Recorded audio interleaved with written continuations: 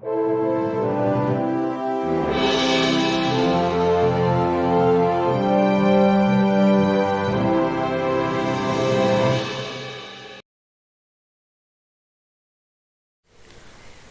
back, everybody. It's a new year, starting on a Saturday.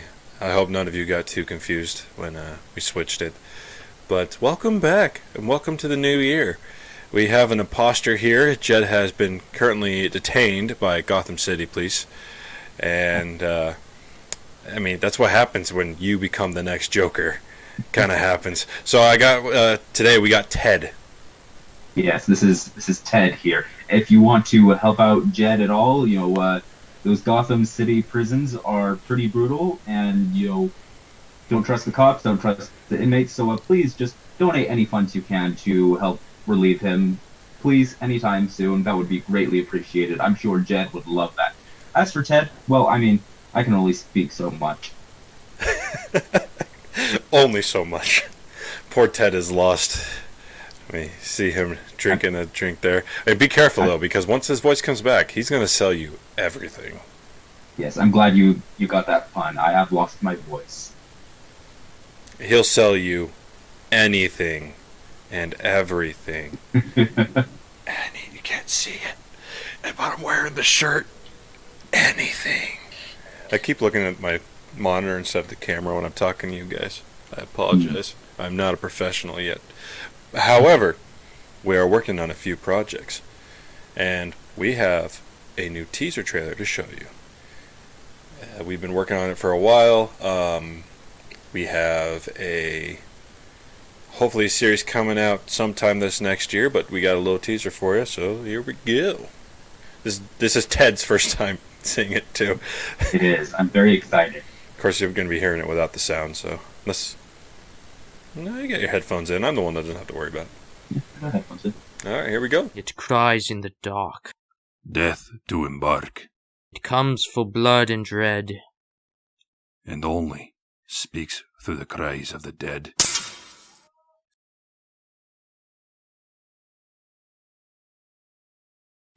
Yeah, it's going. I'm not hearing anything on the live stream, though.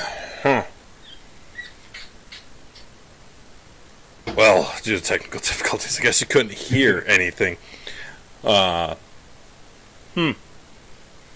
don't worry. It will be posted as a separate video on YouTube, so pay attention for it where it actually has the sound and stuff. I'm very much looking forward to it. Granted, Ted, very much like Jed, is hard of hearing, and so maybe it was that there was sound along with it, but I just couldn't hear it. But either way, I'm very much looking forward to seeing it re-uploaded onto our channel, where I can hopefully hear even more of it. Well, now I gotta hear it for myself. I gotta make sure it's right. Oh, did our stream die? Did our stream just die? No, we're still up. Still going? Oh, my phone's just At least retarded. as far as I can tell. I went. It cries in the dark. Death to embark. It comes for blood and dread. And only speaks through the cries of the dead. I'm still not hearing anything. Oh, I do hear stuff. Oh, good. Okay, so you can't hear it. Don't mind me just watching our own stream. Always a good sign. Now you guys know. Anywho, yes, that's a little sneak peek on what we're gonna be doing. The trailer is gonna be finalized soon with music and everything. It'll be posted online. Now that I know you could hear it, not Jed, but I could hear it on the stream. Anywho. This month is going to be an exciting month for us because the topic has popped up several times throughout our podcast, and it's a topic that we tend to go on and rambling about, so we're just going to dedicate an entire month to it. That topic is Lord of the Rings. So, Jed, you want to start us? Ted? Yeah, Force a habit. Real quick, I thought it'd just be worth noting that only a few days ago would have been J.R.R. Tolkien's 130th birthday. So, it's we missed the anniversary of the films last month, but we've decided, 130, nice round number, let's cover Lord of the Rings now. Let's give it a whole month, so we can talk about our favorite things regarding it. And so this episode, we're talking about our favorite characters in Lord of the Rings, in the films particular. And we are going to start off our list with Samwise Gamjoon. He's the most loyal friend that anyone could have. I mean, he's a lot of people say that Samwise is the real hero of the trilogy. After all, he is the one that carries Frodo up Mount Doom when his own strength fails. He's able to get him out of just about any pinch imaginable, and he's the best gardener you'll ever meet to boot. What do you have to say about Samwise? You want to talk about a man who's going through a lot for his friend? This guy has gone through a lot for his friend. And he's gone to hell and back again. If you're a Lord of the Rings nut, that was great. So, it's funny how he ended up on the journey. I'm rereading the books again, and I'm watching the movies again. The extended only, for those of you who are major fans. Don't worry, you can still have faith in me. And it's really funny how he ended up in this position, because he's literally doing some garden work when he overhears the conversation between Frodo and Gandalf. And that's how he gets wrapped into this entire mess. But yeah, and he will do anything. And matter of fact, how loyal he is to Frodo.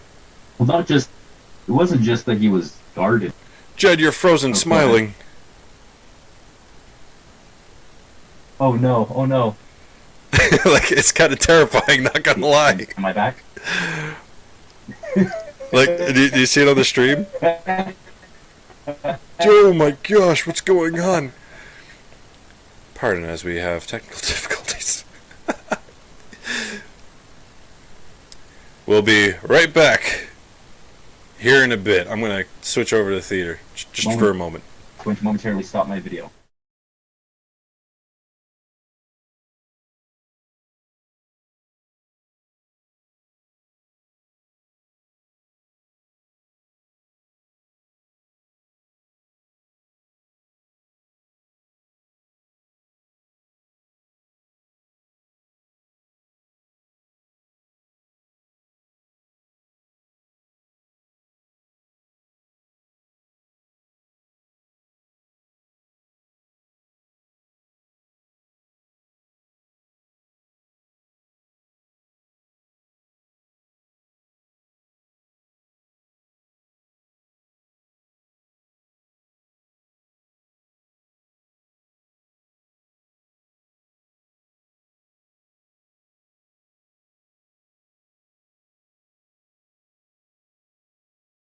All right. We're back again. Sorry for the technical difficulties. But, guess moving back to Lord of the Rings. Samwise Gamgee, the gardener who went to Mordor. Mm-hmm. And one of the things that I really love about the character of Samwise is not just that he's gardening when he finds out what's going on. He's gardening and he hears them talking, and so he starts eavesdropping. He's like, "Oh, that sounds really dangerous and not really proper. Maybe Frodo shouldn't get involved with this." And through that, mild offense of eavesdropping, he's thrown in. He has no responsibility to do this, none other than, well, you shouldn't have been doing that. But even then, that doesn't merit any, punishment of, all right, go travel to the elves. But, once he's there, he says, like, hey, look, we've done our duty. I've done all that I needed to. You've done all you needed to. But, maybe the right thing is to keep going on. And if you're going on, I'm sticking with you every step of the way. Yeah, and he several times reminds Frodo, because Frodo's telling him to turn back and stuff like that. And he constantly reminds him, he's like, I promised Mr. Gandalf I'd come with you. That I would never leave his side. So stuff like that makes Samwise so great. And, did I? No. Oh, no. I realized I didn't grab a picture for Frodo. Huh. I knew I was missing something. Spoilers for who else is on this list. I mean, shocker, if you haven't watched Lord of the Rings, yes, the protagonist is on our list of favorite characters. What? He is? So I was getting ready to prep and like have it switch over, but I realized I don't have a picture. All right. Well, in the meantime, I'll throw this in. When my brother, his first experience with Lord of the Rings was actually playing the Lego Lord of the Rings game. You know, he had seen some Lego sets for Lord of the Rings before, and I wanted to get him into the series, but he was like 9. I'm like, I don't know if he's ready to watch the movies or read the books. A lot of it would go over his head, and so I saw that there was a Lego game of it, so I bought it. He started playing it. He fell in love. Read the books. I'm kind of upset that he read Lord of the Rings younger than I was. I was 10 when I read the series, and he was 9. So screw you for beating me. But he read the first book before we played any more of the game. He said, "No, I want to read everything, and then we can play up to what I've read to." And we did that with every book. And he had a complaint with Sam. He said, I know they're using audio from the movies. I don't like who they got to play Sam. And, because he just seems like kind of whiny and like, "Oh, I told you, Mr. Frodo, I'm not going to leave you." It's just like, okay, it's kind of wimpy. It's kind of it. But then when he watched the movies and saw it, didn't just hear the audio, but saw the performance that Sean Astin was giving, he was blown away, instantly became his favorite character. The performance is so good. It's more than just, "Oh, I have this whiny voice." There's a steel inside that. Like, I don't care how much this hurts. I don't care how scared I am. I don't care how much I'd rather be home. I am going to do this because you're my friend. And I mean, I love his scene of when he's running up to save Frodo in Return of the King. Or did that happen in Two Towers? I don't remember. When Frodo is being drawn by the Nazgul under Felbeast. No. When he's running upstairs. Yeah, he's running upstairs. It was after he fought Shelob. That was Return of the King, right? Okay, yeah, that's in Return of the King. Okay, yeah. Mm-hmm. Sometimes it all merges together because I kind of binge watch it. It's kind of. It's like I never really stop it, but in that scene where he's running up, he's like, "This is for Frodo, for my old gaffer," and all that stuff. Mm-hmm. He's just a loyal guy overall, and it's just kind of cool. Never really thinks for himself. No, never.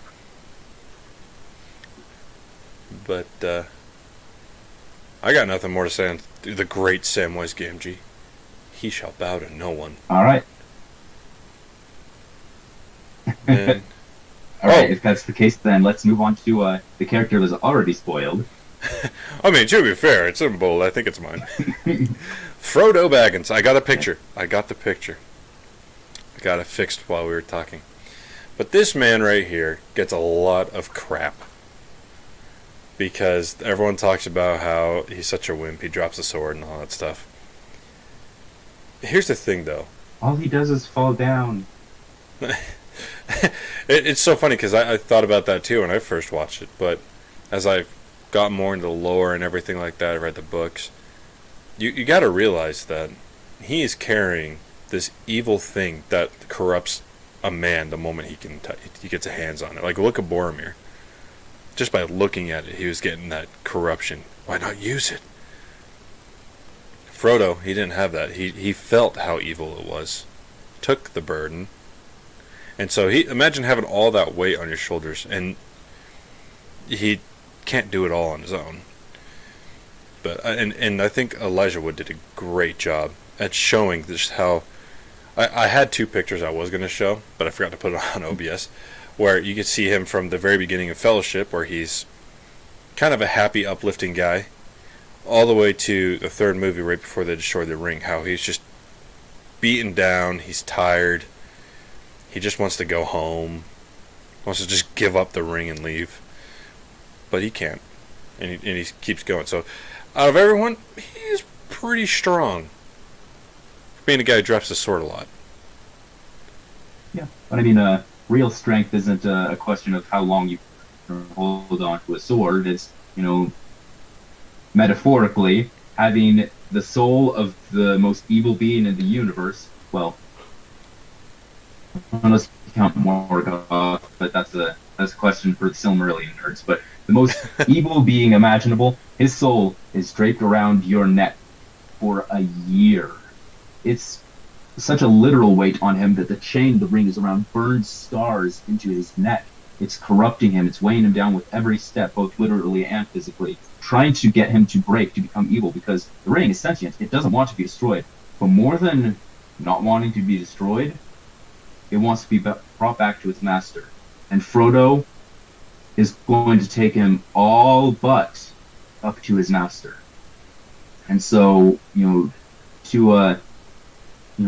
use a bit of an inaccurate metaphor, kind of, it'd be like a heroin addict being asked to take money to his old heroin dealer and give him money for a club sandwich instead of heroin. You imagine the willpower it would take to go all that way facing this addiction, this corruption, and then at the very last minute not do what you wanted to do when it's been eating away at you this whole time. I don't know if I could do that. Yeah, and also not to mention that thing attracted evil to come for it as well. Because it knew Frodo was determined to go and destroy it. So it's like, it attracts all this other evil. And here he is having to face it. And can you imagine the amount of pressure that would be, the fact that you're bringing your friend along, but you are bringing the danger with it as well? So, yeah, Frodo has got a lot of guts. Mm-hmm. And I feel like you do see it more in the books, but that's a later episode sometime in life. Yeah, that was something that, there were a lot of, for lack of a better word, a lot of sacrifices that had to be made, because the books are very long and they're very dense. And, the Lord of the Rings movies are long and dense as they are, but a lot had to be cut out, or a lot had to be simplified in order to keep it to, reasonably, short run times. When you say 3 or 4 hours is reasonably short, that the books had a lot that must have been cut out. But yeah, they still managed to get across this, his gentleness, but also his bravery, his resolve, his friendship, his love, all of that, even with comparatively less time to do so. And they don't make him out to be like this major hero.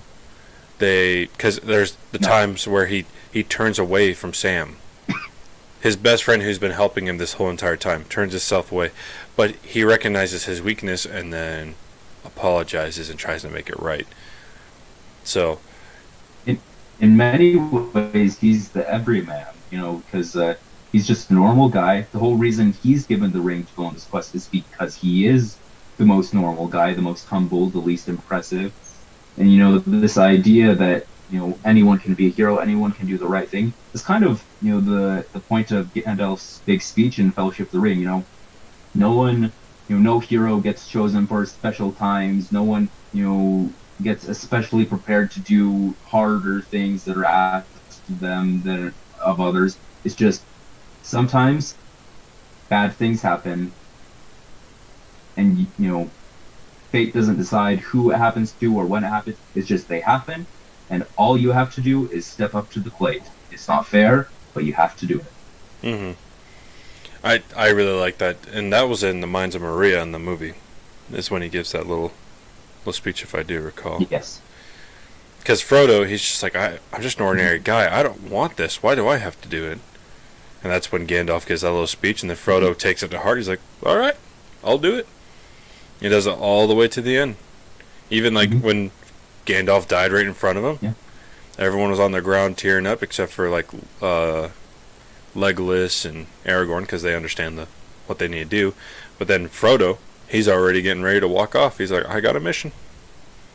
The sooner this ends... He's clearly torn up about it, but, he knows he has to go and finish the mission so that no one else has to die because of him.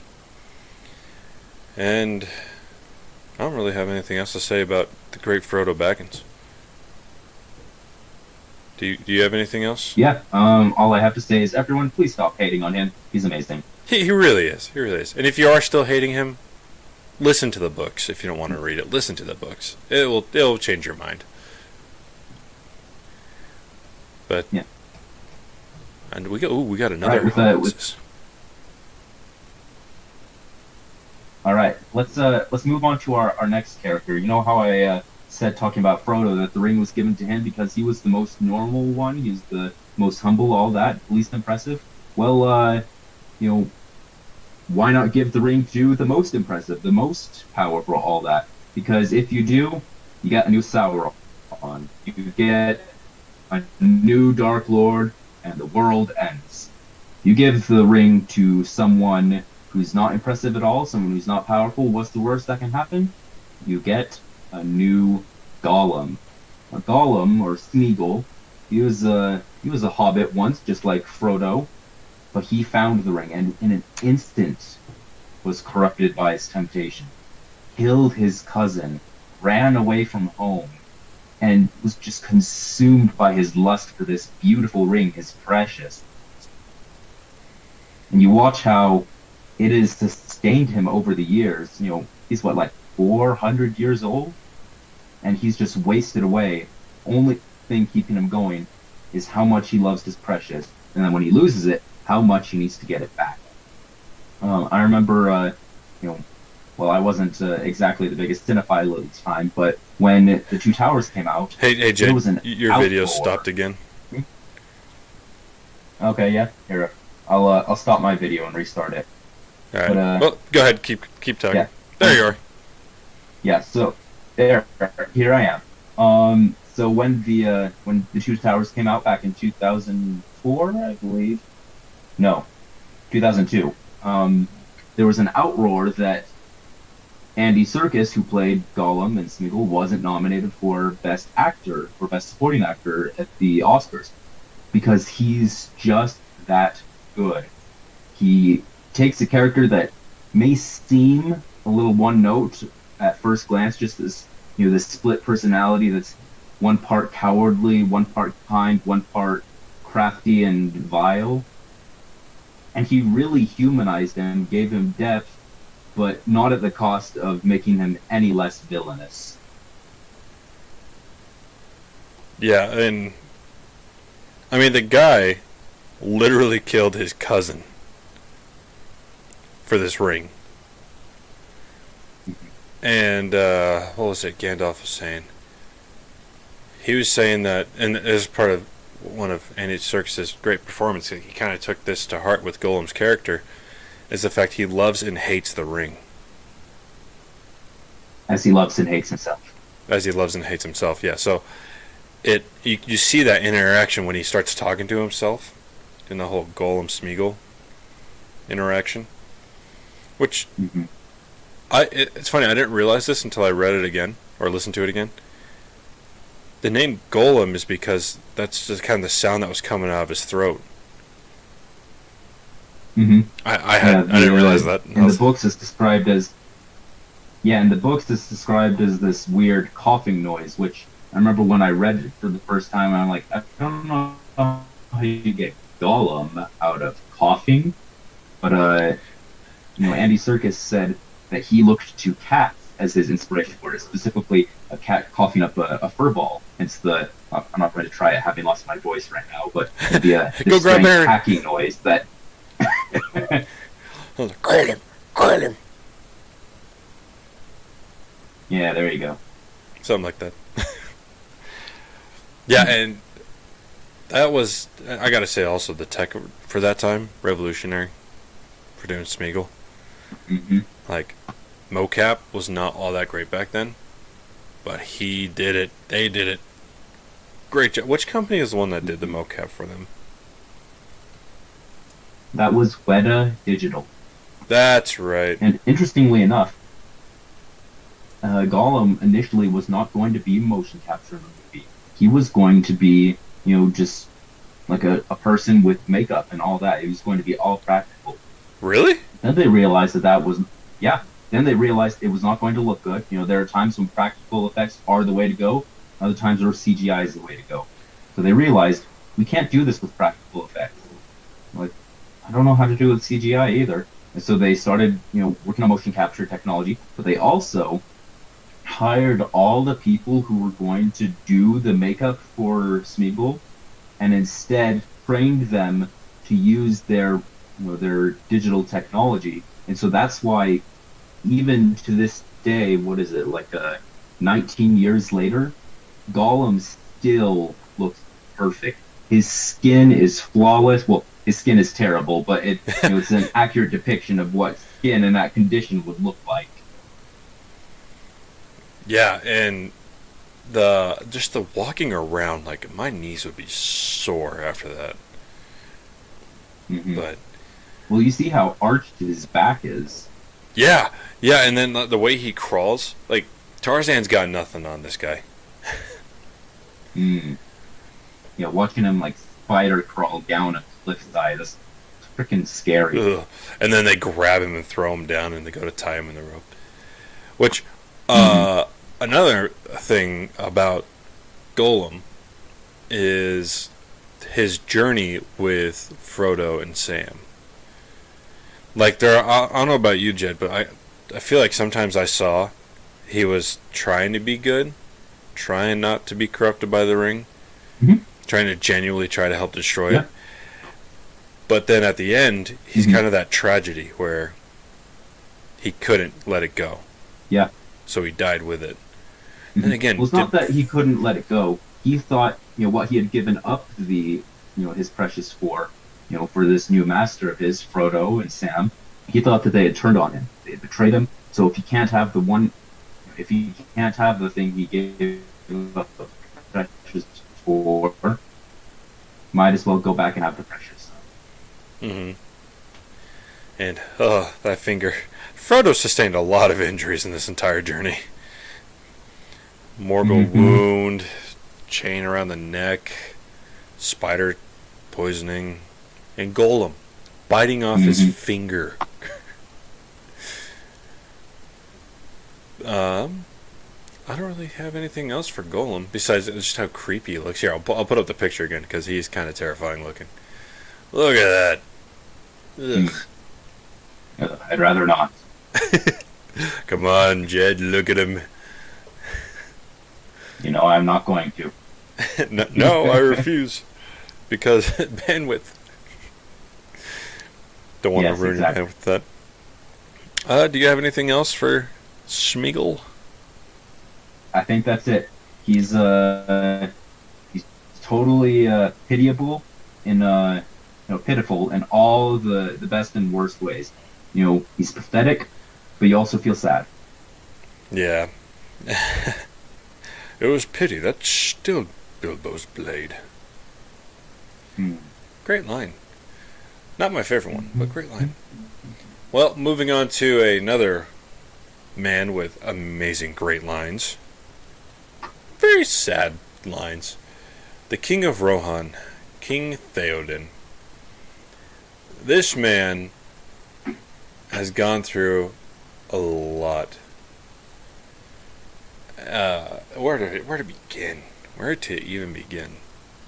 Besides the fact he doesn't look at job applications for who's going to be his assistant. Grandma Wormtongue. Yeah, you sound like you might be useful.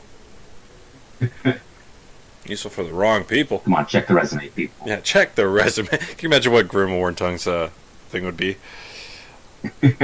This is why we call the references on resumes. Yeah.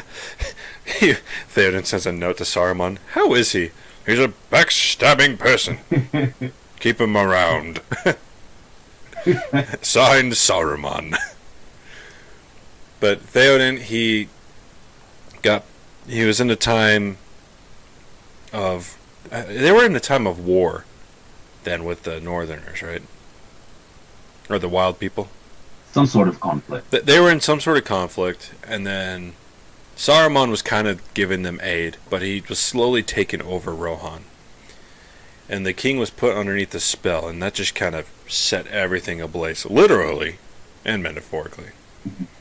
it's not like a spell for like mind control or anything like that. It's more of a extreme dementia and senility. They basically cast a spell to make him Joe Biden. He's just, which is not the greatest state for your leader of your nation to be in. Grandma, who put in my pants? We're gonna get kicked off of YouTube. Anywho, so yeah. one thing that Theoden, as well as suffering through, is the fact that his son died. Because the nation wasn't in a complete disarray because his son was out and about fighting. You're gonna say something, Jed? Not only did he die, yeah, I was gonna say not only did his son Theoden die, but he died as a result of Theoden's inaction. Granted, there was a spell going on, but it can be directly linked to Theoden's inaction that his son died. The last of his line is dead, and now everyone else in his kingdom is suffering. Mm-hmm. And now you got this man who he's lost pretty much everything. He's losing his kingdom. He's lost his son, and he's blaming other nations for not coming to his aid to help him. So now he feels like trapped and alone. Even with his and by the way, his nephew is out and about because he was banished while Theoden is underneath the spell. So he doesn't have him, another captain of his guard, to help out with things. So now we got this attack going on in Helm's Deep, and this whole situation just going south. And here he has the heir to Gondor's throne just chilling here. Hey, your kingdom is falling apart. Last time I remember, it was King of Theoden who was king of Rohan, not Aragorn. But he's even after he's recovered from the spell, he's still very bitter. Bitter towards the world, bitter towards anyone who didn't help him, bitter towards anyone who thinks they know better than him. He's a very human, very flawed character. But it's kind of nice, though. It's a nice change because you get to see how, even though it's a dark days, he still stands up as a leader, someone you could follow. Mm-hmm. Yeah. And Aragorn, I think, plays a huge part in him as well, because it's like, kind of showed him, it's like, you aren't actually alone. And Theoden, even though he's still old, is still learning. Mm-hmm. I love how, there's this, not necessarily growth, but Two Towers, it's the Battle of Helm's Deep, Theoden is, oh, we can do this. Oh crap, we can't do this. I'm giving up hope. And then Aragorn says, like, hey, one more ride, let's do this. And so they're able to put up just enough fight to survive until Gandalf fetus belief in him. But Aragorn inspiring him, is now saying, hey, I think Gondor is going to need help from us. We should go help them. And he's like, ugh, no, I don't care. They didn't help us. Did you ask for their help? No, but that doesn't matter. They should have helped us anyways. Then the beacons are lit. Aragorn rushes in. He says, the beacons are lit. Gondor calls for aid. And you see this hesitation in Theoden, this idea of, I don't like them right now. But what would I would have wanted them to do? And so he says, and Rohan shall answer. And he commits so many of his men, even if they're not prepared enough, to go rush and fight for their neighbored allies of Gondor. Okay, he sends for all his different troops across Rohan, the Eastermans, have them come and meet at a camp for a forward operating base, I guess. I don't know what they would call it back then. A battle camp. Pretty much, yeah. So they're getting ready and stuff, and what's he do? He's like a true king when they get to Gondor. He is in the front of the line, which is pretty cool, and like gives one of the coolest speeches ever. Sorry, Jed, your audio keeps cutting out, so sometimes I'll hear you, sometimes I don't.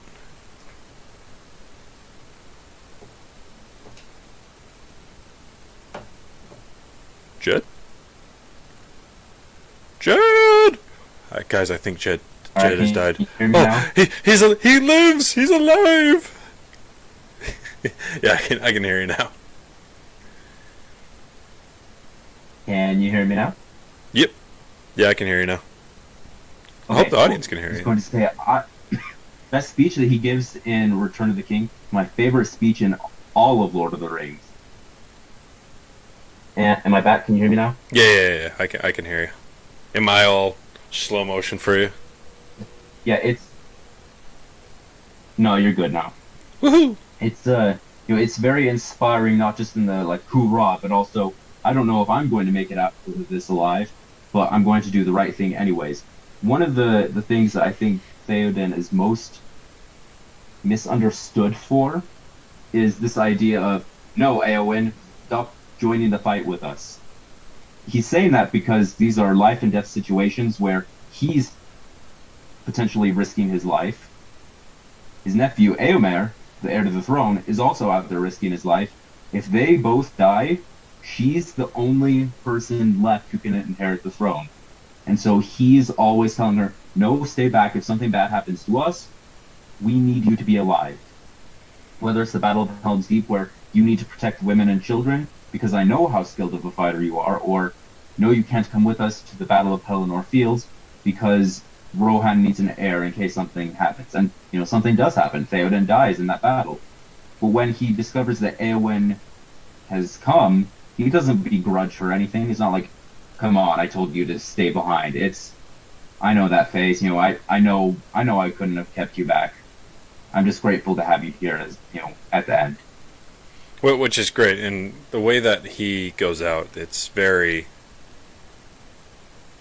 It's sad, but at the same time, you're like, he died in a way a king. Epic as crap. Yeah, it's like he died the way a king should, in battle, epically, taking on a freaking Nazgul. Oh, Jed's camera has disappeared, but I'm pretty sure we can still hear him. I can hear you now. Aha! We can still hear Jed, so you'll be seeing Okay. my ugly mug while Jed's camera's off. Yes. So, Jed, do you want to listen to our next one for the rise and fall? Yeah, so we have Gandalf, both Gandalf the Grey and Gandalf the White. This Ooh, is a character. I have the white. Hold on a second. It's the white! Gandalf the white! This is a character who, I think when I first read the books as a kid, he was my favorite character. He, there was a poem, the Lord of the Rings books are filled with songs and poems. There was a poem which had a line in it that always stood out to me. They were talking about Gandalf, and they said he was always swift to anger, swift to anger, quick to laugh. This idea, he's not the most even-tempered kind of guy, but not in the sense of like, he'll lash out and attack you. It's just, he's kind of grumpy. How often does he call Pippin a fool of a cook? He's just I should start counting that.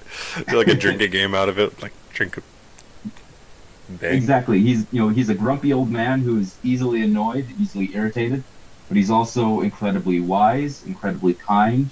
Like when we see him for the first time, he's journeying to Hobbiton, and he sees a few kids there who are excited to see Gandalf. And so what does he do? He lights off just a few fireworks for them, and oh, they love it. And he knows that they'll love it, which is why he does it. Not because he wants to show off, but because he enjoys, bringing joy and happiness to other people. Mm-hmm. So he's all of these different things, and so what is the word? Both certain and uncertain of himself. Like, I touched a ring with the soul of the Dark Lord in it. I'm going to go do some homework to make sure that I actually touched the ring with the soul of the Dark Lord in it. Or, he goes to Saruman and says, hey, I think I found a ring with the soul of the Dark Lord in it. And Saruman says, I think you might be smoking too much weed, man. And he has to pause and think, maybe I have. When he's certain of something, nothing can stop him. But it takes a lot for him to become certain of something. He's very cautious. Yeah, especially since it's, the ring that almost destroyed Middle Earth. Mm-hmm. Were you done, Jed? Yeah. Okay. Yeah, and another thing as well with Gandalf is the fact that he is a powerful wizard, pretty powerful wizard. Especially when he goes over to become Gandalf the White. But he, like, for example, and when they were in Moria, the Mines of Moria, when the Balrog came after them, he told everyone, was like, you are not prepared to, or was it, you are not strong enough to fight this? I don't remember the exact wording, but something along those lines. Basically, they didn't level up enough in them fantasy dungeons. You get the drift. Yeah. But here he is. They get on the bridge, and he's just like, keep going, I got this. Turns around and fights a freaking Balrog. And for those who don't know, the Balrog is a ancient ally? Or just a creature of Moth? They were lieutenants of Morgoth. That's what it was. They were lieutenants of Morgoth. And they were pretty freaking powerful. Granted, Elrond's dad made mincemeat of him, but he's weird. He's weird. He's a weird dude. Yeah. He's strong. But these guys, they were, or Balrogs, they were dangerous. And here Gandalf is just turned around like, I'll take him out. But here's the thing with battle. Anything could happen. Plus this was necessary. And Gandalf did win in the end. But like he took on Nazgul as well. This guy, for an old man, he knows what to do. Mm-hmm. I don't think I have anything else to say about that. What's the council he's a part of? What's The that Council of Wizards. I thought I had that like a name or something, like a specific name. How did he come to be? I forgot. So I have no a memory White of this Council. character. It's called the White Council, or Council of the Wise. So he's kind of as old as Middle Earth itself. Like it's a bit more complicated than that, but he's essentially an angel that was created by the gods of Middle Earth to kind of help make sure everything good was guided along the right path. Okay. And now here he is, like, doing everything that Saruman probably should have been doing. Yeah. He's actually the same race, I guess you could say, as Saruman, but also as Sauron. So you can kind of see there, Gandalf is what Saruman should have been and was for the longest time, but he fell, and had he continued to fall, both Saruman and Gandalf would have become a new Sauron, which is a scary idea to think about, but yeah, that's what they are. That's how old and powerful they are. That's crazy. And then one thing, it was there in my brain. It's gone now. What was it? Turning into Theoden, but Grim Wartongue was there. Well, the thing. The thing. You know the thing. You know what I'm talking about. What am I saying? Where's my teleprompter? Crap! Oh, this is gonna kill me. Something to do with Gandalf. Wise. Doing what Saruman wasn't doing. So, oh, yes! I remember. The one thing that Gandalf says is that when he was talking about the ring, he's like, you misunderstand. I would try and do good things with the ring, but those good things that I want to do would lead to me doing bad things. So I think that's what separates Gandalf from Saruman, is the fact that he recognizes his weakness, whereas Saruman, he's the wise. He didn't have such weaknesses, but he did. He's proud. He's arrogant. He doesn't see himself as being corruptible. And yet there he is with a Plantier. Yeah. Palantir. There he is with that, and Gandalf's like, I don't know if we're supposed to be using those. They're pretty dark. And like, oh, nonsense. Yeah, you're prideful. And pride was his downfall. Yeah. Although then again, Tolkien was he wrote a very religious kind of setup for this series. Mhm. showing all sorts of different religious stuff in there, like pride can be your downfall. Yeah, But Saruman very much is, the archetype of the fallen angel. hmm and in the books, he has a technique. His coat or his robes will be like different colors, like it switches instead of just Yeah, being pure white. after Gandalf becomes Gandalf the White, Saruman becomes, Saruman of many colors. Which, had I known about the jokes when I read the books as a kid, many a gay joke would have been made by myself. Reading like, no, I probably shouldn't make those jokes on YouTube. We're not popular enough for me to get a good lawyer. Hmm.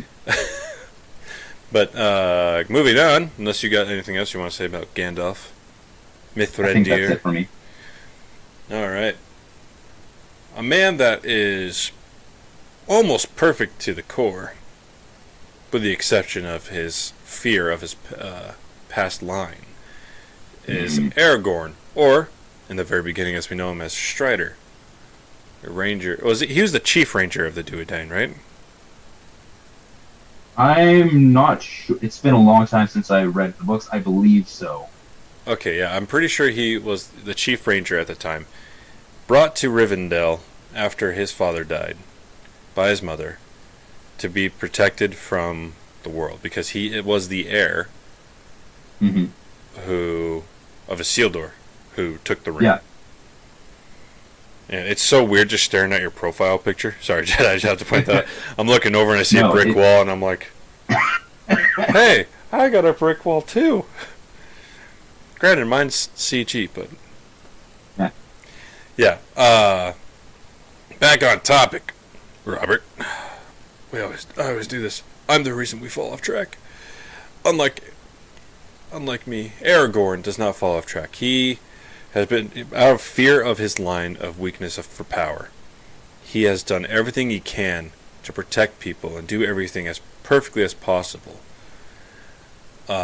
including not giving into the ring when he joined the Fellowship.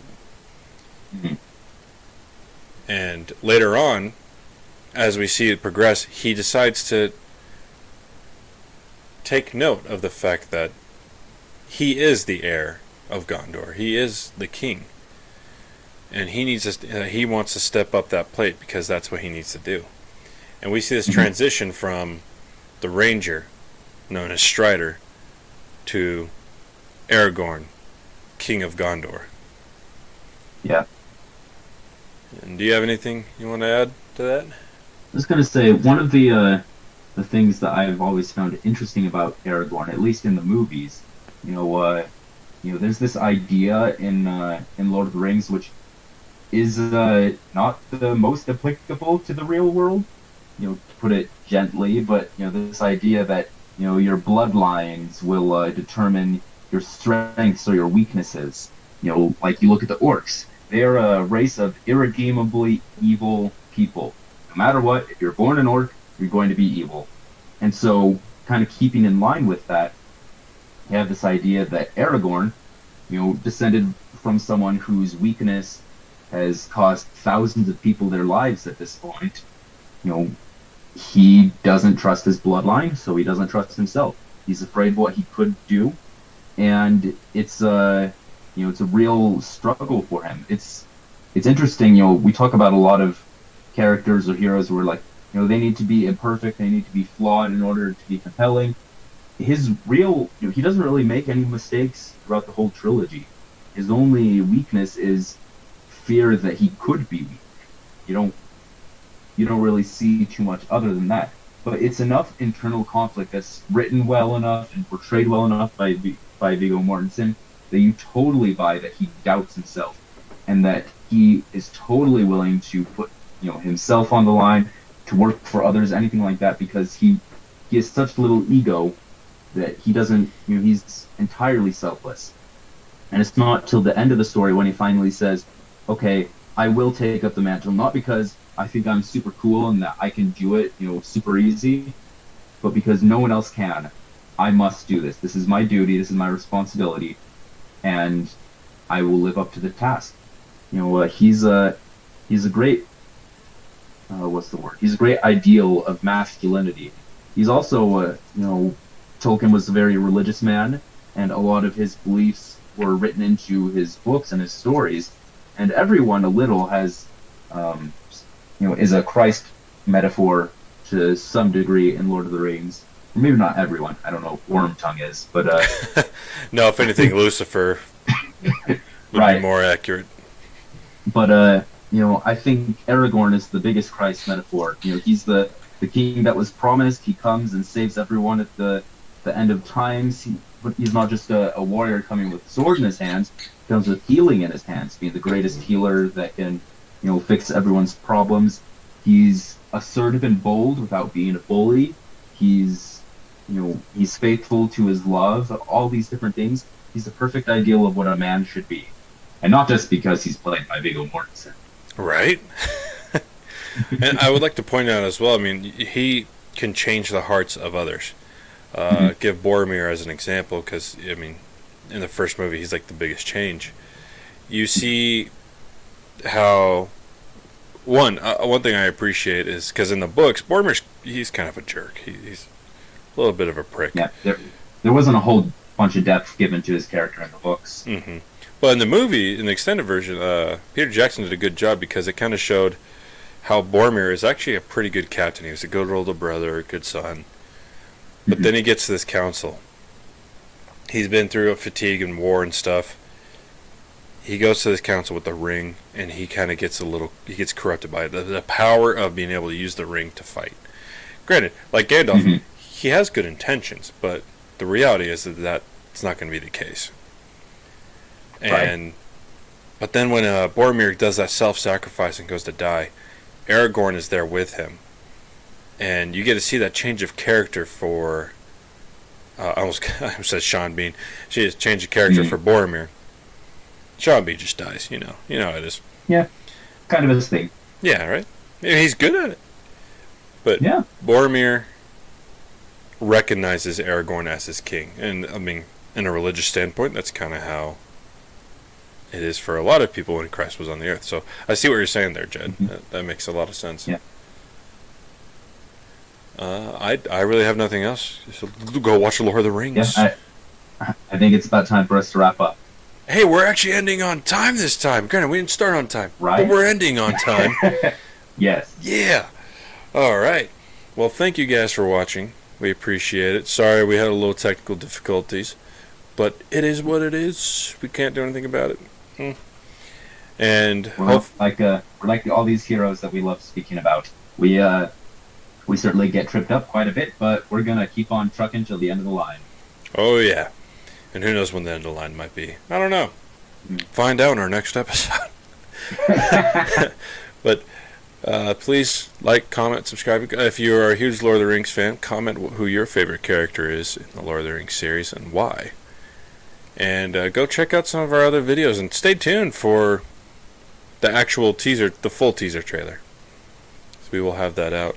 Jed, do you have any last words you want to say? What's your final words, Ted, before we get Jed back? Please give me money so I can get Jed out of jail. Bail is expensive in Gotham City. It really is. You know how many breakouts there are? The bail just goes up every time there's a new security. Oh, God. And Jed's one of those guys who's like, that's just going to increase my sentence. I'm just going to sit here. Yep. So please help us out. If you want to listen to our audio, go to Anchor. Actually, I have all the links down below. I'm not even going to bother saying it all. You can also follow us on Twitter. I don't have that link in the bottom of the description, I don't think. At Out of Cinematics. You can follow us there you go. And I think that's it. One day I'm going to animate an actual outro, but that's not this day. This day, we end. Bye.